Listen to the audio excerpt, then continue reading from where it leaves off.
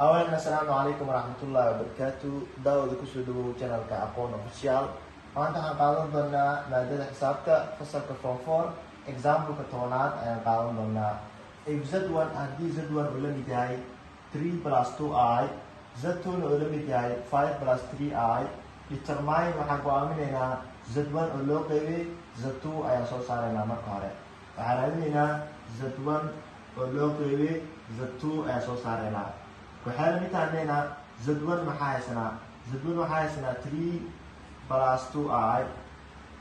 loo qeybiyey z2 maxaa haysanaa z2 waxaa haysanaa 5 plus 3i ayaan haysanaa marka waxaan sameynaynaa conjugate ayaa isticmaali doonaa kor iyo hoos waxaan ku dhufan doonaa hooseeya oo cagsi ah ku dhufan doonaa kor iyo hoos waxaan ku dhufan doonaa hooseeya cagsi ah waxaan ku dhufan doonaa 5 minus 3i loo qeybiyey hoos waxaan ku dhufan doonaa 5 minus 3i conjugate maxay ahaa numberka qaybta hoose ay haystid plus 2 minus ka dhig minus 2 plus ka dhig that's conjugate marka aan ku hormarno waxaan leeyahay 3 waxaan ku dhufanaynaa 5 waxay noqonaysaa 15 haddana 3 waxaan ku dhufanaynaa minus 3i waxay noqonaysaa 3 ku dhufo 3 waa 9i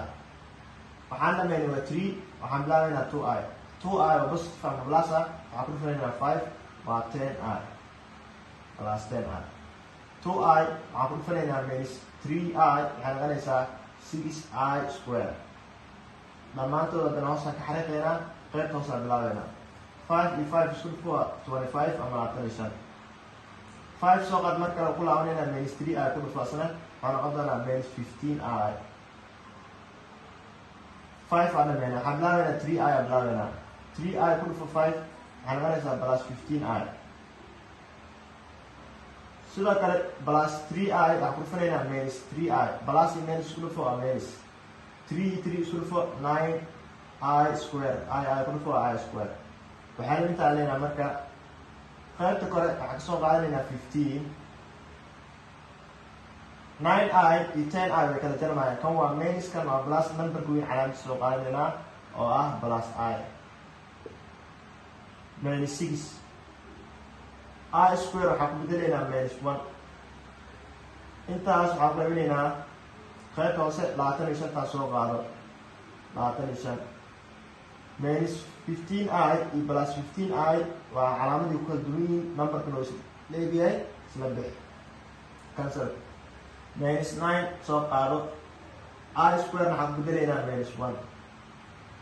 qaybta kore 15 ka soo qaado 15 plus i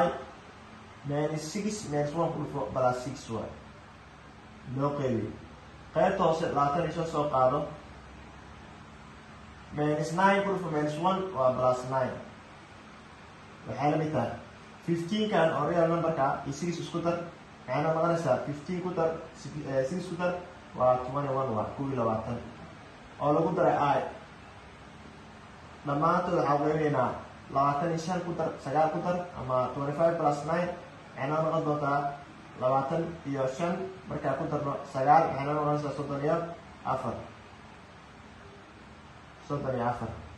intaa waa ku digi karnaa ama waxaan dhihi karnaa waxaa usii qori karnaa oo lasii midaa dhihi karnaa 21 loo qeybay 34 oo lagu daray